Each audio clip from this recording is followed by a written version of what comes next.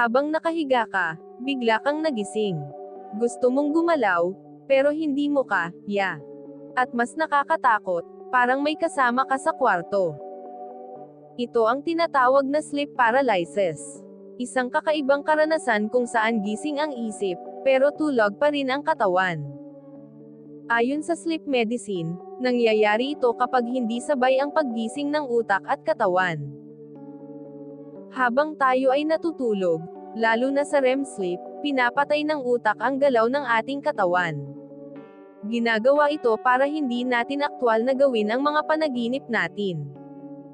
Pero minsan, nagigising ang isip ng mas maaga kaysa sa katawan. Kaya kahit bukas na ang iyong mata, hindi ka makagalaw. At dito pumapasok ang isa pang kakaibang parte, ang hallucinations. Maaaring makakita ka ng anino, makarinig ng mga yabag, o makaramdam na may nakadagan sayo. Shadowy reenactments. Sa Pilipinas, kilala ito bilang bangungot o binangungot. May mga paniniwala na ito raw ay gawa ng mga nilalang o espiritu.